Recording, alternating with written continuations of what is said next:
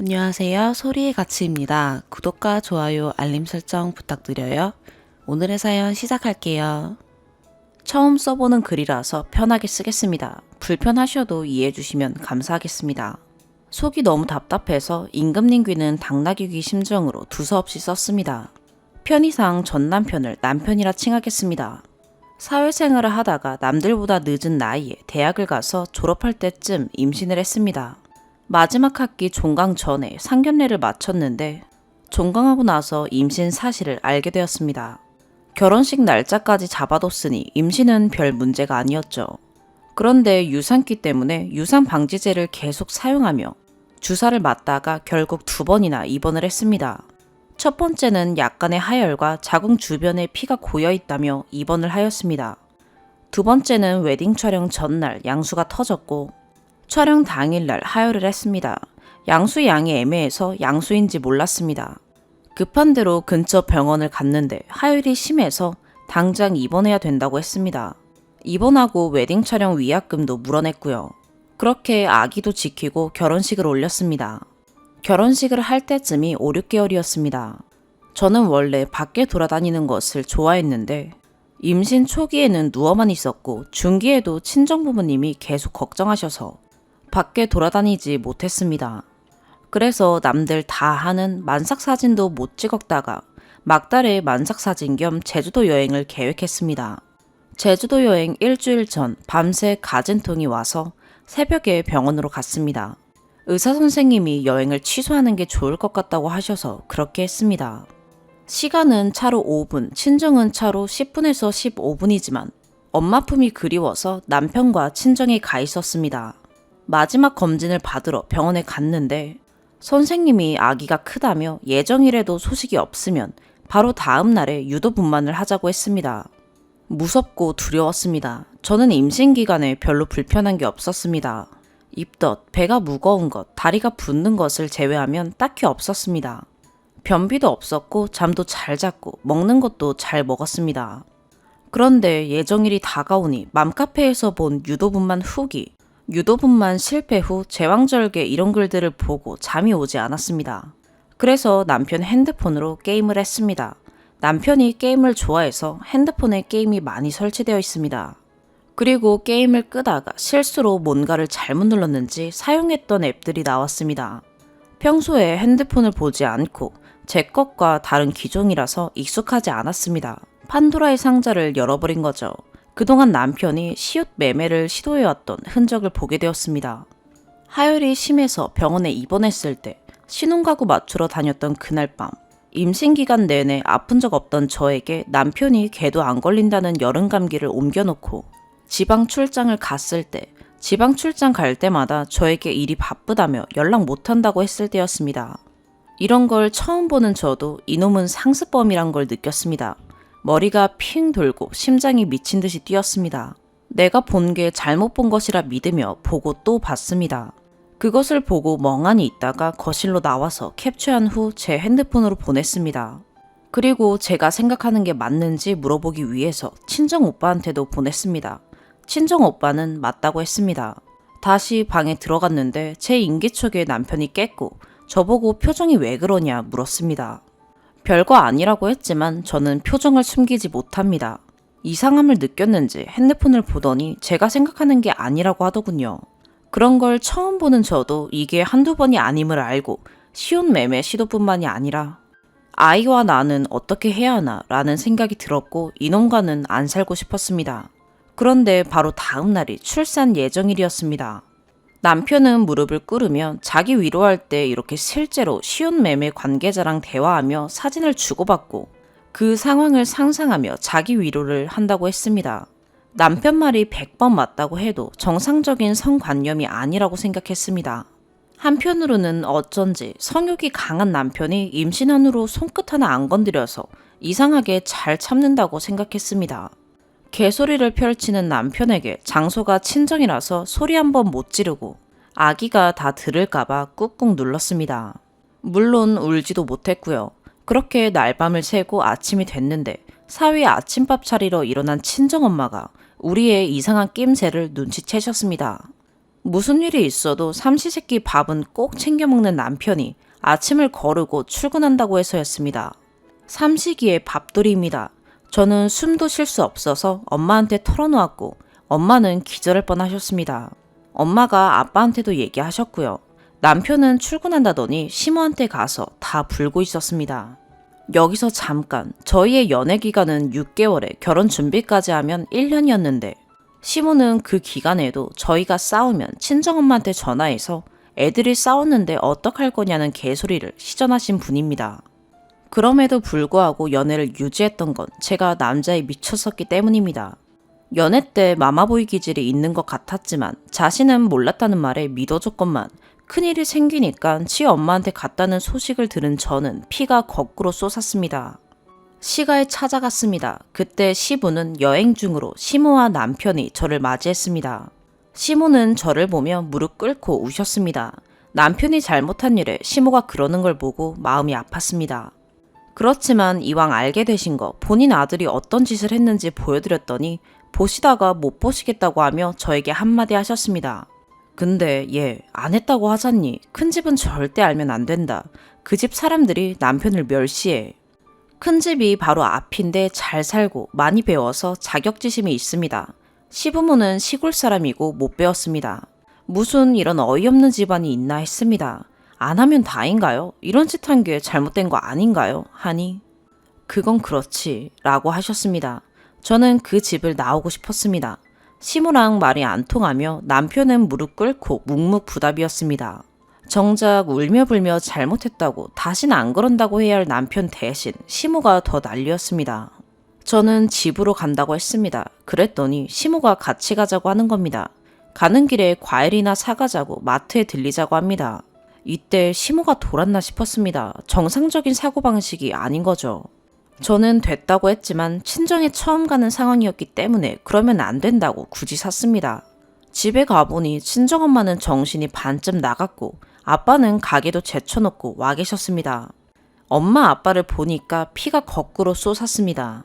알고 보니 남편이 연애 때 실제 시옷 매매를 했었다고 자백했습니다. 회사 회식 날이었는데 회식이 끝나고 저에게는 대리가 안 잡힌다며 여기저기 연락해보느라 나중에 연락한다고 해놓고 실제로는 그 시간에 시옷 매매를 했습니다. 카드 내역서랑 모텔 출입이 확인됐고 그 사실도 부모님께 알리는 겁니다. 시모는 뭐가 당당한지 고귀한 척한 자세로 소파에 앉아서 아무 말도 안 했습니다. 친정 부모님은 당장 내일 출산 예정일인데 이런 일이 생겼으니 같이 살라고도 못하고 이혼하라고도 못하셨고요. 친정 부모님은 아들을 그렇게 키우고 싶었던 것은 아니기 때문에 시부모는 미워하지 말라고 했습니다. 남편은 제 가족에게 신뢰를 잃었습니다.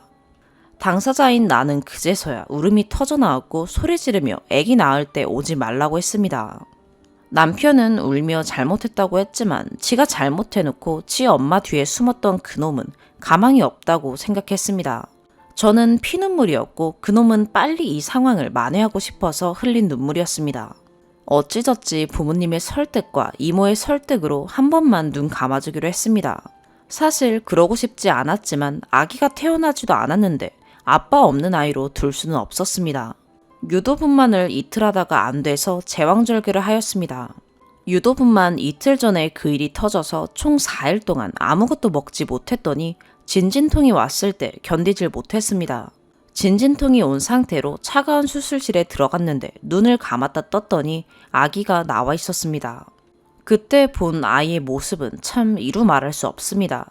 친정 부모님은 딸 때문에 마음이 아파서 울고 계시는데 시모는 옆에서 애기 보며 웃고 있었습니다.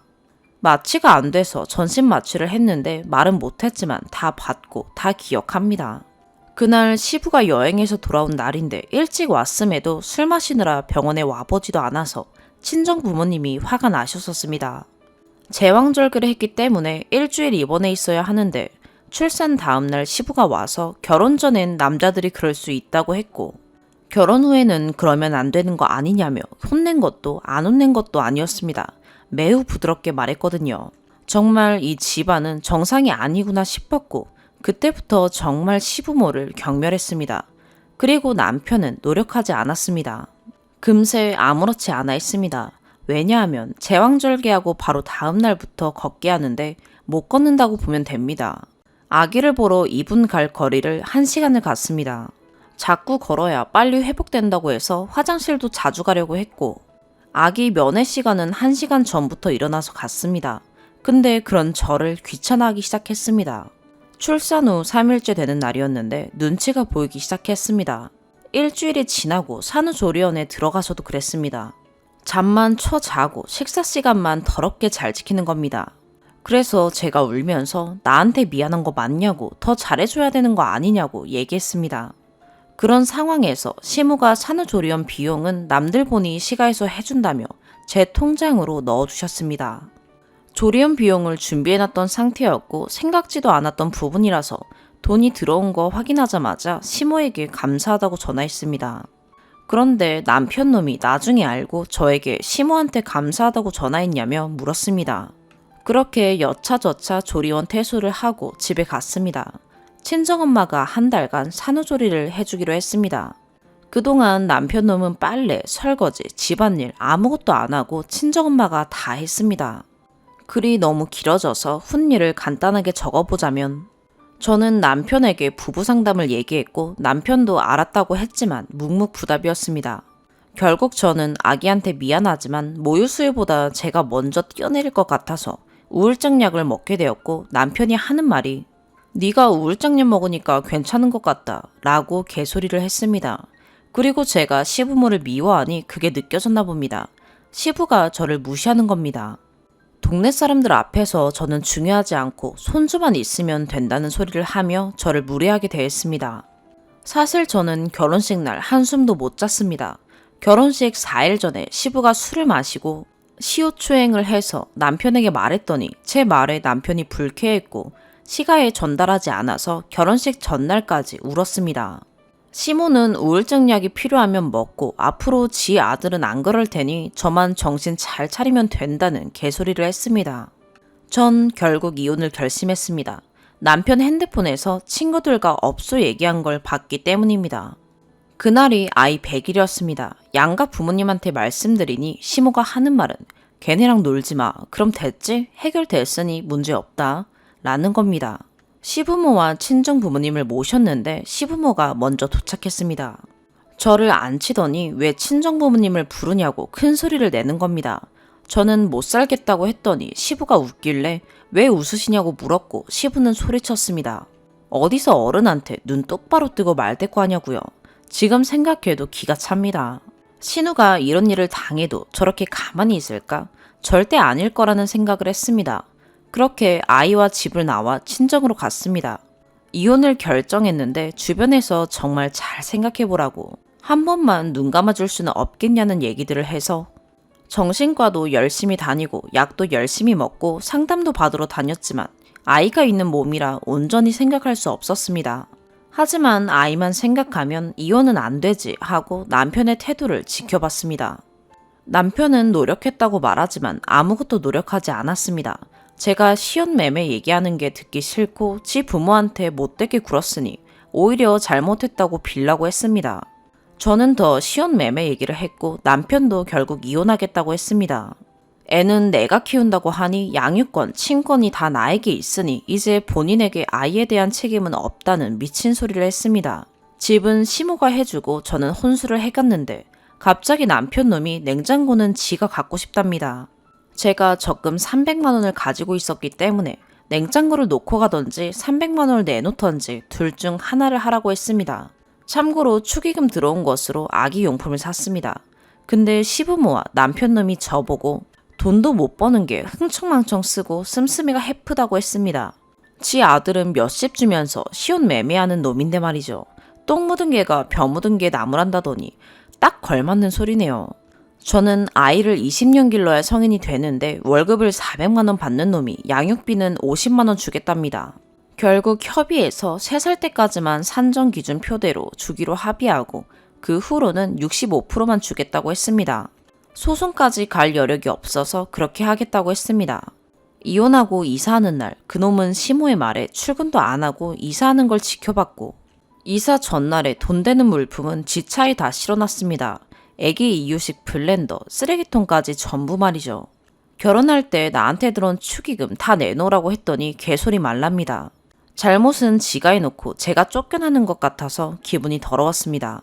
이혼서류 제출 후 공증받으러 갔는데 저한테 유리한 내용만 있으니 공증비를 못 내겠다고 하며 저에게 달려들어서 공증센터 책상에 있는 물품이 바닥으로 다 떨어졌었습니다. 그때 저는 손을 다쳐서 한쪽 손 전체를 깁스하고 있었습니다. 저는 피하지 못해 책상에 쓰러졌었습니다.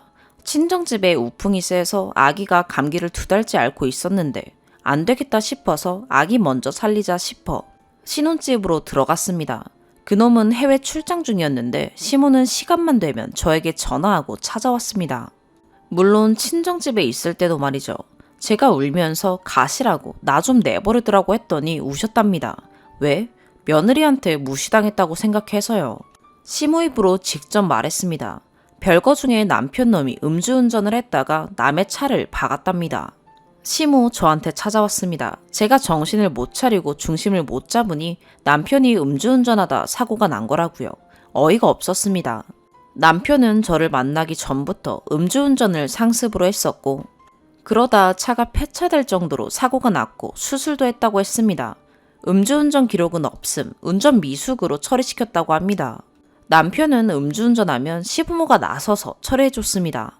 그리고 그 집안은 술태백 집안이라서 시부가 남편 술 먹이고 임신 중인 저에게 운전을 시키기도 했습니다. 남편 친구에게 전화가 왔고 밥 사준다고 나오라고 해서 나갔습니다. 연애 때부터 자주 만나던 오빠였는데 남편이 제 욕을 하고 다닌다고 저에게 말해줬습니다.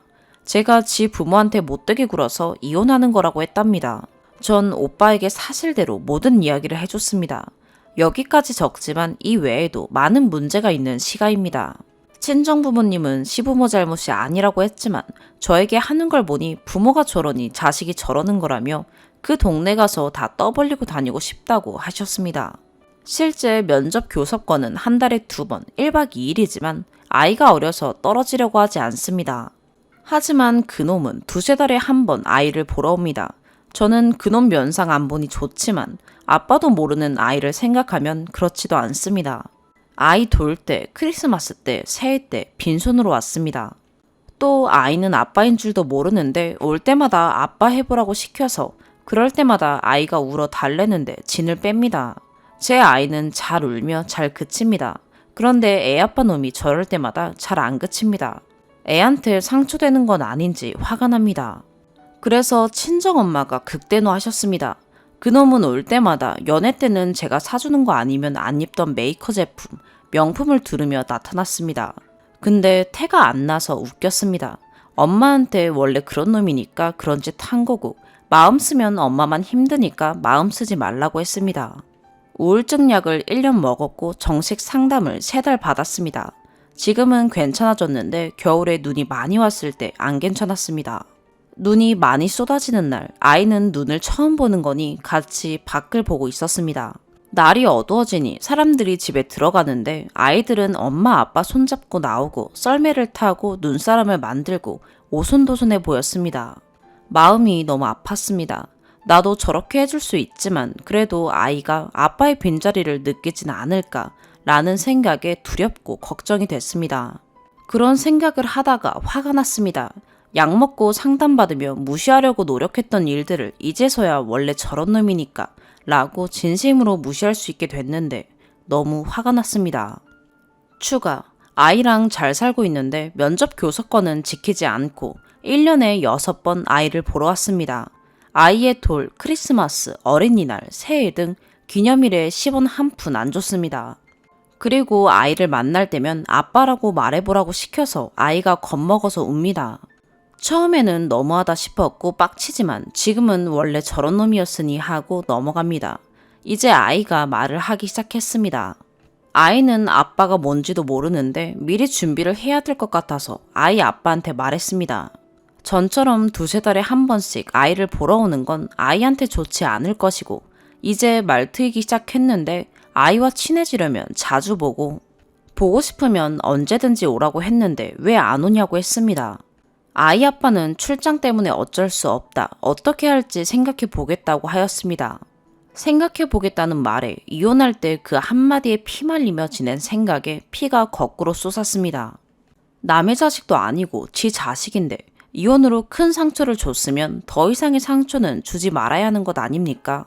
그래서 아이한테 상처 주는 행동 하지 말라고 했는데 생각해 본다고 이 한마디 하고 씹혔습니다. 아이에게 상처가 될까봐 미리 상의하자는 것인데 지가 듣기 싫으면 일십합니다. 당시 아이 16개월일 때 눈이 펑펑 내리는 겨울에도 아이 보러 온다고 밖에서 만나자는 인간입니다. 그것도 해가 다 지고 나서요.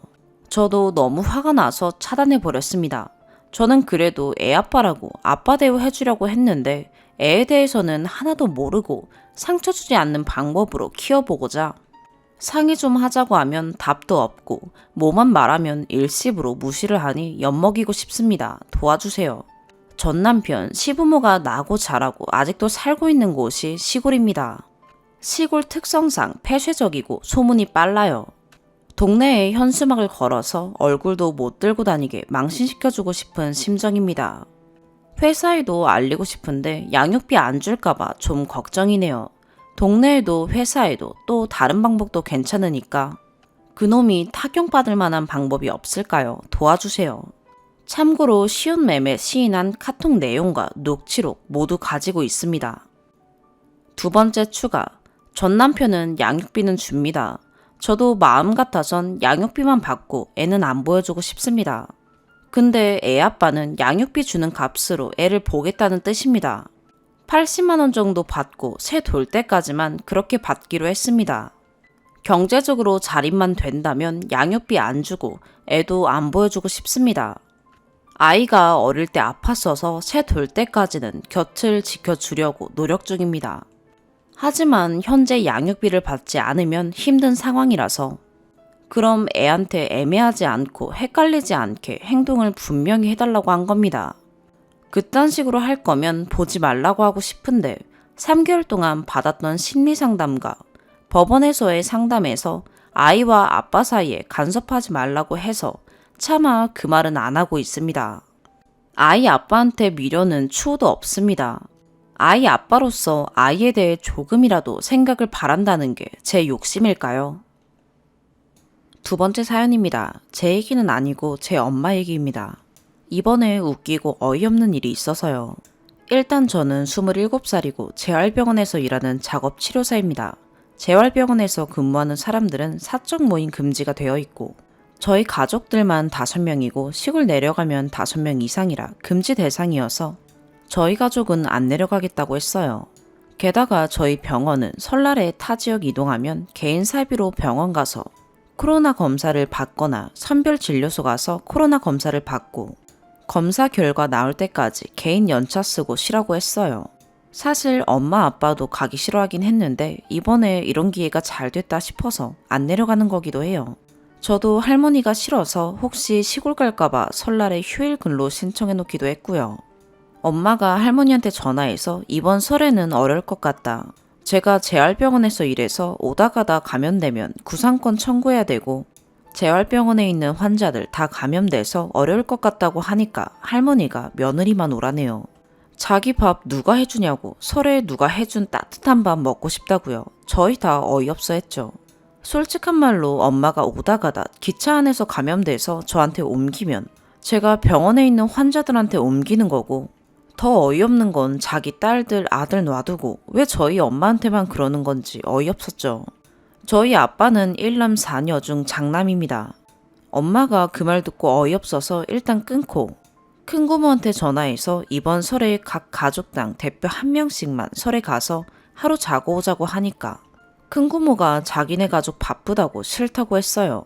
가산 디지털 단지에 빵집 하는데 가산 디지털 단지는 회사원들밖에 없어서 설날에 바쁘지도 않을 텐데 사촌 오빠, 언니 모두 백수인데 대체 뭐가 힘들다는 건지 모르겠네요. 작년에도 자기네들 빵집 바빠서 추석에 못 오겠다고 해놓고 여행 갔어요. 그래서 엄마가 할머니한테 전화해서 자기가 어머니 설에 혼자 두기 죄송해서 5가족 중에 1명씩 대표 정해서 자고 오자고 하니까 형님이 바쁘다고 싫다고 했네요. 이러니까 할머니 말이 최고였어요. 왜 바쁜 자기 딸한테 그러냐. 출가 외인인데 왜 들쑤시고 그러냐. 자기는 며느리만 오면 된다 시전하시네요. 그래서 엄마가 저는 어머니 아들 딸이 아니고 아들 딸들도 안 간다는데 왜 제가 가야 하냐. 그리고 요즘 출가 외인 따지는 시대가 어딨냐. 요즘 세상에 그런 거 없다 하니까 할머니가 그럼 난 요즘 세상 안 살란다 하고 끊어버렸네요. 요즘 세상 안 사신다는데 몇 자리라도 알아볼까 봐요. 제가 엄마한테 그냥 계속 제 핑계대라고 저 때문에 안 된다라고 했어요. 아빠도 할머니 싫긴 한데 자기 엄마니까 좀 봐달라고 호소하고 있고요. 매일 설날 추석 때마다 할머니가 엄마한테 대하는 행동 보면서 언니와 저는 비혼주의자입니다. 저런 시어머니 만날까봐 너무 싫어서요. 추가 댓글들 반응을 보니 역시 저만 화나는 게 아니었어요.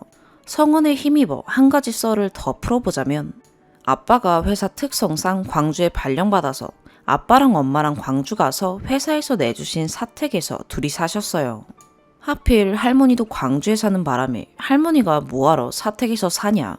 자기네 집도 넓은데 편하게 자기 집에서 살아라 라고 시전하셨죠. 사택은 둘이서 40평짜리 집을 회사에서 내주고 할머니 집은 16평인데 편할 리가요. 아빠는 편하겠지만 엄마는 지옥이겠죠. 아빠가 거절하셨더니 저희 엄마 욕하면서 왜 며느리가 싫다디? 네가 돈 다 벌어주는데 그런 것도 가장이 결정 못하면 거기 떼라고 하셨어요. 아빠가 아니요 집사람이 그런 게 아니라 어머니 집이랑 회사와 멀어서 싫어요 라고 해서 일단락 되긴 했는데 광주에서 사는 2년 동안 주말마다 세탁기 고장났네 어쨌네 저쨌네 하면서 불려다녔어요.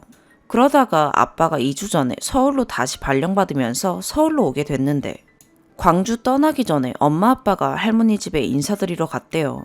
그랬더니 쿰척쿰척 울면서 자기 이제 적적해서 어찌 사냐 하니까 아빠가 자기만 아들이냐고 딸들도 있는데 걔네도 오겠죠 하면서 설에 코로나 때문에 못 올 것 같다고 하니 쿰척쿰척 울면서 그래 니네 다 오지 마라 딸년이고 아들놈이고 코로나라서 다 안 온다 하냐 코로나로 떠나기 전에 화병 나서 떠나겠다 하니까 엄마가 냉수라도 떠다 드릴까요? 했대요. 끝까지 엄마 아빠가 저희 집에 오시란 말은 안 했죠.